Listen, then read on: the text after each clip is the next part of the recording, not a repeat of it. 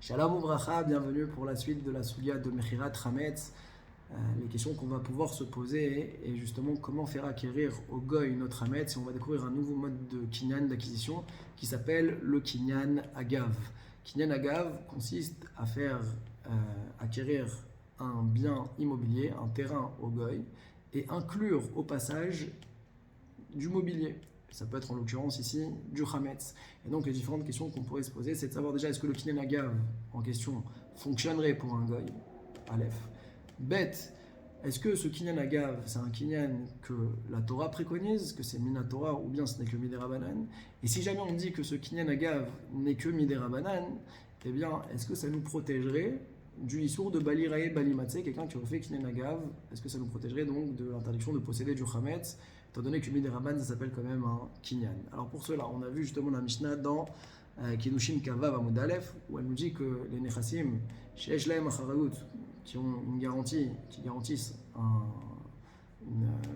aux prêteurs justement de pouvoir avoir une assise pour pouvoir se faire rembourser. On parle des terrains. Eh bien, le mode d'acquisition, il est Bekesef, Beshtar ou Bechazaka, avec l'argent, avec un contrat, ou Bechazaka, c'est-à-dire faire une action sur le terrain, transformer le terrain, c'est une façon de se l'approprier. A l'inverse, les Nechassim, chez En Achareut, les biens qui ne sont pas une garantie, d'accord? Alors eux s'acquièrent Bemeshicha, el dit la Mishnah, réellement c'est aussi Be'agba, Meshicha, ça signifie donc de tirer l'objet en question. La Mishnah continue et nous dit que lorsqu'il y a eu un Kinyan Agav de fait, c'est-à-dire qu'on a inclus en même temps le mobilier dans la vente d'immobilier, alors on pourrait être Zokekim, c'est-à-dire que normalement la notion de rendre Chayav Jvoa, de faire un serment à quelqu'un, c'est uniquement sur les biens mobiliers. Maintenant, si on réclame des biens mobiliers, on pourra aussi, au passage, réclamer à ce que la personne jure sur les biens immobiliers. Ça, c'est dans le cas où il y a eu un Kinyan Agav. La Gemara va s'interroger de savoir quelle est la source d'où on apprend qu'un karka, une terre, s'acquiert Bekesef. On a amené le pasuk, Sadod, Bakesef, Yiknu. La Gemara va aussi développer le Nyan du Shtar. Et la Gemara posera ensuite la question concernant d'où est-ce qu'on apprend que les métaltélines, les biens mobiliers, alors eux s'acquièrent uniquement Bemeshicha, avec la notion de tirer. Quel est le Mekor? Et alors sur ça, on va apporter deux opinions. On va voir Resh Lakish, qui lui nous dit que c'est un principe de la Torah, la notion de Meshicha, d'où on le voit, parce que c'est marqué Vechit Shimkiru Mimkar le Amitecha, Okana Miyad Amitecha. Donc c'est Davar Anikne Miyad Leyad. Donc on l'apprend du pasuk. C'est quoi qui a été acquis de la main de ton prochain? C'est quelque chose qui est Miyad Leyad. Et là on fait référence donc à la notion de Meshicha, d'avoir été Mosher de main en main.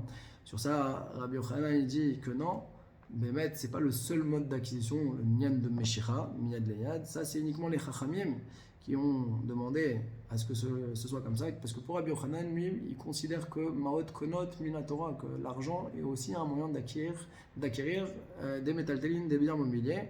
Ah, est-ce que maintenant, on dit dans la Mishnah ici que c'est uniquement les Meshicha? C'est parce qu'en vérité, c'est une Gzera des Chachamim, comme il dit Rashi, de peur que le vendeur il dise Nisrifu Chitecha Ba'alia, que ton blé il s'est brûlé à l'étage. Et donc, pour se prémunir de ce risque-là, justement, on veut que ça soit remis de main en main pour pas qu'on puisse quelque part escroquer l'acheteur. Donc ça, la Gemara va poser l'action où est-ce qu'on apprend la notion de Kinyan Agav dans la Torah, et on a ramené un pasuk.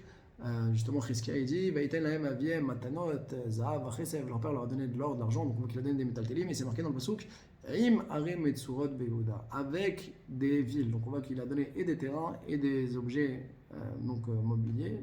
Et donc c'est là la source où on voit qu'il y a la notion de Kinyan Agav. C'est comme ça qu'il leur a fait acquérir Chazak ou Baruch.